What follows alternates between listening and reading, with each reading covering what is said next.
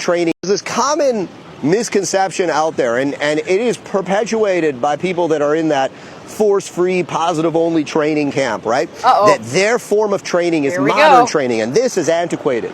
I always kind of laugh at that. Like e-collars, if you think about it logically for a second, it doesn't really stand up to any kind of logic, okay? If you think about what an e-collar is, right? It's modern technology. It is the most modern technology. We're not talking about the e-collar stuff like 30 years ago. Like, we're talking about the e-collars that they're manufacturing now. And the way that they enable you to communicate wirelessly with your dog. You pair that with our modern understanding of dog behavior and dog training techniques, and that's true modern training. The idea that clickers and cookies is like somehow cutting-edge science is nonsense, okay? It is absolutely not. It's been around for a very long time. We understand what you can accomplish with that, and we also understand the limitations of that. And everything has a limitation. There's this common Okay, so first of all, I didn't cut that. He did, because I guess he's really stupid and he doesn't know how to edit a video on TikTok.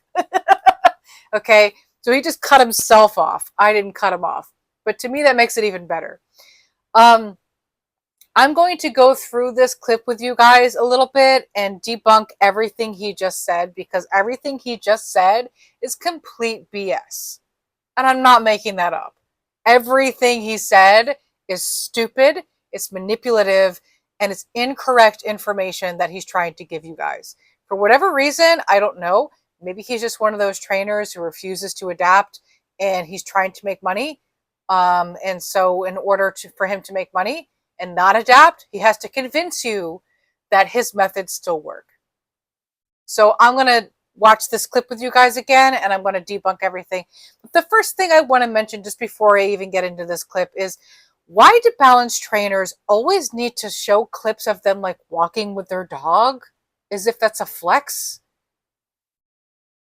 I mean, I'm sorry, I just don't feel the need to like have someone follow me with a camera phone and I could just like look real cool with my dog by my side. Like my dog, the dogs that I train are going to be by my side no matter what. I don't think that's much of a flex, but that's just me. Anyway, let's just start it from the beginning. We'll see what he has to say, and I'll debunk it. Conception out there, and it is perpetuated by people that are in that force-free, positive-only training camp, right? All right, so incorrect information number one. It's not actually perpetuated by force-free trainers. It's perpetuated by science and scientists. B.F. Skinner is what balance trainers like him have developed their training methods on. But B.F. Skinner, he wrote the 4 quadrants of operant conditioning for humans, not for dogs. So it doesn't make any sense to people like me and people who are studying animal behavior to base all of their theories on B.F. Skinner if it's written for humans. Duh. It's not that complicated. It's not that hard to understand. So all of these people, all of these, again, these scientists, they've been studying animal behavior for the past 50, 60 years.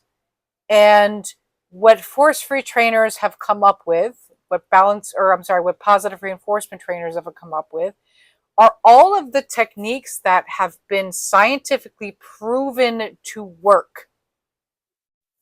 So no, it's not perpetuated by force-free trainers. Let's see what else he's got to say. Their form of training is modern training, and this is antiquated. I always kind of laugh at that. Like e-collars, if you think about it logically for a second, it doesn't really stand up to any kind of logic, okay? If you think about what an e-collar is, right? It's modern technology. It is the most modern technology. We're not talking about the e-collar stuff like 30 years ago. Like, we're talking about the e-collars that they're manufacturing now. And the way that... Okay, so e-collars are essentially shock collars. There's not a whole lot of difference between the two. E-collars allow you more humane methods, and that they have lower vibration levels. Okay, so shock collars back in the day, they just had this button and you push the button and it vibrates and it shocks them and they get freaked out, and it's supposed to stop them from doing this thing, right? E-collars now have multi-levels to them. That is the only difference. That's it. There is no other difference between an e-collar and a shock collar. It's not like they developed this whole new thing, right? It's not like it's such modern technology, right? Like it's not AI that we're talking about. They literally just added more vibration levels. That's it. But if you are watching TikTok like myself, you will see that a lot of dog trainers will still use higher vibration levels closer to a shock collar. So there's really not that much difference. Enable you to communicate wirelessly with your dog. You pair that with... I'm sorry. That's just so pathetic. Like, does this guy think we still live in the world of Ethernet cables? Like, what are you talking about, bro? Like, wireless stuff is not new. Like, even back at, like, when I was, like, 22, I think I worked with my first camera that had a wireless connection. Oh, my God. It's not that new, homie. That was, like, 20 years ago. I'm 40, bro. Jesus. Our modern understanding of dog behavior and dog training techniques, and that's true modern training. The idea that clickers and cookies is like somehow cutting edge science is nonsense, okay? It is absolutely not. Okay, so it actually is cutting edge science.